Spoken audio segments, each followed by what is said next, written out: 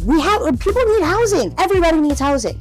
Do not obey in advance. It's like 101 of opposing tyranny. Am I?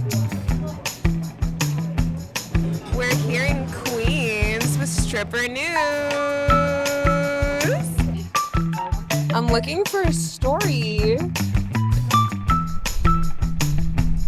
Stripper news.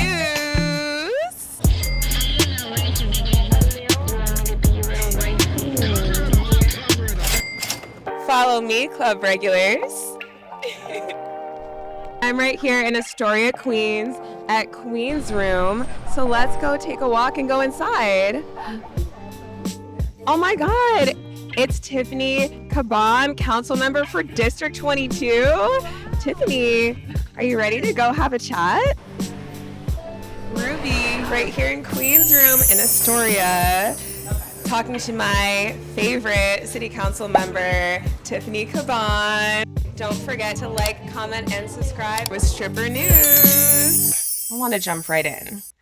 Since we're sitting here in Queens and your parents grew up in woodside houses right here, what do you think about the state of housing in New York right now? I mean, it's a crisis, right? Like my first sort of like 10 years of independent adulthood, my parents, like you mentioned, grew up in public housing. The only thing that sort of like transitioned our family into better opportunities or more stability and opportunities was that the fact that my dad got a union job out of high school. But we are seeing people who cannot pay their rent or are paying 3/4 of their income to their rent, leaving nothing behind for healthcare, mental health care, groceries. I mean, as a stripper, I'm pretty good at counting the dollars, and I hear a lot of debate on whether or not it's realistic fiscally to make affordable housing a reality in New York. Do you think that's possible? We are the richest city in the entire world. We got money for all kinds of things. I mean, we got over 11 billion for the police department, right? We got all these billions of dollars for our jails and our prisons across the state, but we don't have money for it's nonsense. We have the money, it's there, it's about where we're going to invest it and make sure that like that investment gives us the best public health and public safety outcomes.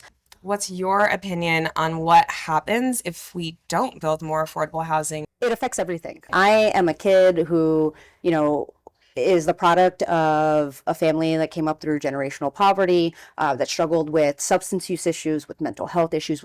I became a public defender because I realized that like there's no such thing as good people and bad people. There's just people and whether they have access to opportunities. The biggest indicator of whether somebody was going to end up with me as their lawyer again or back in the criminal legal system was whether or not they had stable housing. We need not even affordable housing, we need deeply affordable housing, right? Different kinds of supportive housing at different levels, right? If somebody has a mental health diagnosis, if somebody is struggling with substance use disorder, we need different kinds of housing that is going to meet the needs of people. Would you say that your experience being a public defender motivated you to run for office? I talked a little bit about my family, but there were two really big things that politicized me. So like my home, I didn't always feel safe. It wasn't the healthiest place, and my parents have been through a lot. And my grandfather was my lifeline. I loved this man. He played guitar for me. He told me this. He lost part of his ear in the war. It got shot off. He's a Purple Heart recipient. And he'd tell me all these like crazy stories about how he lost part of his ear. But they'd be like fairies and wizards and witches. Yeah. And I loved him. He was my safe place. Mm-hmm. And so I thought about this when I got older of like this abusive husband and father and this really incredibly supportive, patient, kind grandfather. They were both so equally true. Yes. And he was somebody who could have been cycling in and out of our criminal legal system. And like, where were the systems in place to support him so that he could support his family? And then, the other thing is that I went to public school for elementary and middle school. And, I grew up in Southeast Queens. I grew up in Richmond Hill, and it was over-policed. It just was incredibly diverse, lower income, people struggling to hang on to their homes, their apartments. And then I went to this Catholic high school for my dad. But with all the things my father struggled with, he busted his ass. He'd work double and triple shifts to send me to this private Catholic high school. So I'd take the bus for an hour, different world. like majority white, upper middle class. And I saw that like these kids were doing the same stupid shit at this high school that the kids on my block were doing, except they were getting suspended and arrested, and these kids were like, well, their future, it's too important, we got to protect them. And like that also politicized me as well, being like, this is wild. It's all about opportunity. I got to a place where I wanted to be a part of systemic change. So you came into city council knowing that you wanted to make a marked difference in people's lived experience, and you already have. And I'm curious, how has it been pushing forth queer and trans rights in our current society in this kind of cultural temperature that we're in? It's the honor of my life. I helped lead and steward the first subsidized childcare program for undocumented families here in the city when the state left them out of the budget. We created the first emergency grant program for survivors of domestic violence that meant that you did not have to go to the police to get that help, which was huge because we know Black, brown, queer, trans immigrants, they don't report these things because it's not safe for them to. And even putting all that there, the work that I think I am most proud of and most honored to be a part of is the work that goes to advance queer liberation. I would not be here without my ancestors. And I have learned how to show up in this world from, queer and trans ancestors and elders. When you fight for folks who are on the margins of the margins, we all benefit. And we had a coalition that just recently secured in our city budget $13.725 million for gender affirming care, for housing for LGBTQ plus youth. We need more money than that, but it's the least that we deserve. You mentioned something earlier about the way fighting for people on the margins ultimately makes us all safer and just makes sense from a humanitarian point of view. And fairly recently, you were arrested while in that fight for Palestinian liberation with the Jewish Voice for Peace. What would you say to other, let's say, elected officials who haven't yet found the courage to stand up for Palestinian rights? There is a genocide happening. You even have Israeli human rights groups now calling it a genocide, and we're footing the bill. Right. And it's unimaginable. It's unspeakable. They need to step up. And that's reality. And there's control. And it is the disgusting part of politics when we know that overwhelmingly the majoritarian view amongst people in the United States is that they do not want our money going towards war. They do not want our money going towards starving babies, but there are a small, concentrated, number of entities and people that pour a lot of money into politics to keep certain people in office, and they feel like they're beholden to them. And those are the people that we got to get out. We're seeing mass movement to be able to do that. I think Zohran Mamdani's election is part of that. We've seen, obviously before that, Alexandria on local. We're seeing it across the country. These local people-powered campaigns that are saying no more. I think a lot of Americans get really heartbroken at federal politics, which is very fair, but I also think we're doing incredible work on the local level. So how can we help people understand that there is so much we can accomplish in our local and state communities? The federal government, it feels like it's over here. You can't touch it. You can't interact with it. And so it just happens to you. On the local government, you can make some shit happen. I mean, my constituents know, they see me walking around the neighborhood all the time. They got a problem. They want to talk about something. They're just like, Tiffany, I need to talk to you. And we're responsive. And really, the reality is, at the end of the day, your local elected official is the one doing work that you feel every day. It's your street, it's the trash on your street corner, it's the housing opportunities, it's the social service programs, and we're here to listen to you. You'd be surprised with the power of an email zap or like clogging up the phones. I mean, there are times where we'll sit in the room with colleagues and some of them will be like, well, we can't do that. We got like 5,000 emails. There's no way we can do that. And it's like, yeah, these things actually do matter. And so like at the local level, we can do things to protect workers. Like I have a bill called the Secure Jobs Act that would end at-will employment here in New York City. They got it, in places across the world. We don't have it here. We need it.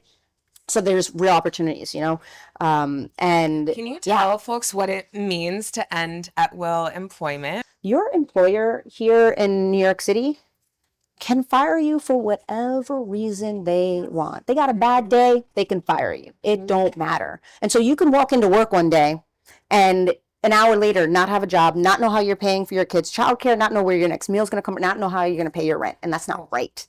Right. And so simply what this bill does is says your boss has to give you notice and a reason. And that before you get fired, there has to be a warning and sort of like a progressive disciplinary system. And what it does do is it closes a loophole in our discrimination laws. Like they can make up a reason and it's so hard to disprove. And so this is really a huge deal. 2 out of every 3 workers in New York City have experienced either unfair discipline, arbitrary firing. Like it affects a lot of people. So it's a really big deal. You've told people and done this really important PSA that we have to hold the line against authoritarianism. What does that look like on the day-to-day for you? And what does that mean, you think for your constituents? How can we all hold that line? This is the big one. Do not obey in advance. Because when you just anticipate... Say it again for us. Do not obey in advance. It's like 101 of opposing tyranny, of opposing authoritarianism. Because when you do, as is said in Timothy Snyder's book, is you're showing power, what it can do.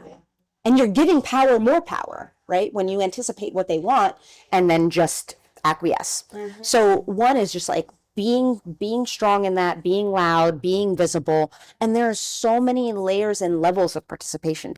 There are different aspects of successful movements that have to come together. And it's like, yes, you need good elected officials that are hell-bent on changing and challenging dominant institutions. And I'd like to feel like I'm a part of that team, right? Oh, for sure. And then, thank you.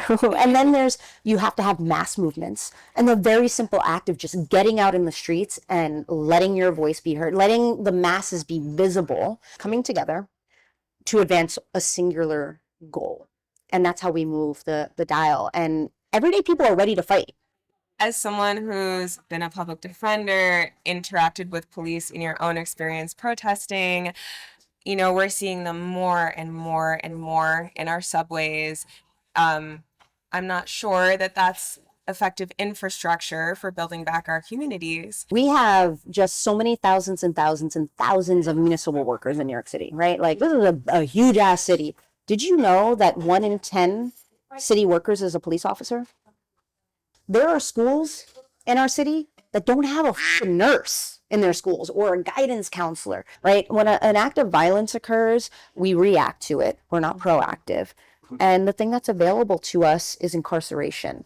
That doesn't provide accountability. It doesn't make anybody safer. And 97% of people who go into a jail or a prison will come out and re-enter our communities. So what are we doing to make sure that these things don't happen again? And if you talk to survivors and victims of crime, they want 3 things above all else. And this has been surveyed. They want an opportunity to heal. Mm-hmm. They want to make sure that they never get hurt the same way again. And they want to make sure that nobody else gets hurt the same way again. And guess what? Policing and incarceration does not accomplish any of those things. And so being real about getting to the root causes of things and investing in that. Kind of sounds like, just from a statistical, pragmatic, mathematical, common sense perspective, all we're really looking for is for those proactive community measures that more affluent communities have just be the norm. Not that long ago, our mayor, I'm going to be out the door soon, thank God. But he wanted to put more money into juvenile detention centers while cutting youth job programs that were proven to reduce juvenile contact with the criminal legal system by over 40%. It's back-ass words. Remember to like, comment, and subscribe. Stripper News. I'm curious if your abolition perspective also applies to sex work and how you feel about decriminalization. Sex work, it's a human rights issue. It's a labor issue. It's a migrant issue. It's a queer and trans issue. It's a disability issue. And the reality is that these are folks doing work in an industry where either they've been pushed out of the mainstream economy because of discrimination, or simply because it is a work environment that provides the flexibility and meets their needs better than a quote unquote traditional job. And we need to keep people safe. And labor is labor, period. So there is debate on exactly what decrim could look like, should look like, you know, what that practice could be. Would you be open to, let's say, working with a working group of sex workers of different practice areas to determine what actually works for people living and working in New York City right now? Yes, absolutely. My view and what I've learned and experienced is that by just decriminalizing sex work, but still going after customers, consumers, or quote unquote Johns, it still drives a lot of dangerous practices, right? Because it becomes harder to vet your clients to make sure that you're safe. The laws around where you can engage in sex work, you know, if people actually would prefer not to have to do street work and be able to be somewhere where they feel safer, if they are able to report when they have been their wages have been stolen, or when they've been assaulted, or you know, in instances of actual trafficking, like those things are compromised in that sort of model. I actually have a sex work protection bill in the city council. Can you tell us more about the sex work protection bill? So to decriminalize sex work, that has to happen at the state level. And so my sex worker protection bill at the city level would eliminate housing discrimination for sex workers, right? To make sure that they have amazing. People need housing. Everybody needs housing. And so just because you are a sex worker or have a history of sex work, it does not mean that your landlord or the person who's renting your place can discriminate against you to say you can't live here. Another part of it is just an engagement in the community with resources, education for sex workers, so that they can navigate systems more easily, creating changes to our human rights laws to recognize, you know, sex work as part of that work so that people are being discriminated against. It's all about creating some fairness, safety, and dignity amongst a labor sector. Like that feels so important to have the people I love and like who like my survival feels tied to, who I feel closest to, feel seen in government and acknowledged in government, and start having some of these systems account for them even a little bit so that we can start building on this. And I'm like, you are getting no passes. We're going to talk about this. You might not know what the fuck I'm talking about, but you're going to learn, you know? Yes, people will learn. And I'm curious, is there another kind of takeaway you really want people to come away with, you know, if they take nothing else from hearing you speak? What do you want people to know about how you represent them, how you see the city, and where you believe New York City is going? People in government, we're not special, y'all. We ain't smarter than you. We're not like more gifted, more equipped to be making these big decisions about people's lives. And so I hope that like showing up fully as myself, the way I talk, the clothes I wear, the things that I advocate for, is an invitation to you to show up as your full self, understanding like that's your power. Let's be in the fight together. Like reach out. We're here. Remember to leave us a comment. What do you think about affordable housing, subways, police, sex work? We want to hear it all. Stripper News! 1, 2, 3. Okay.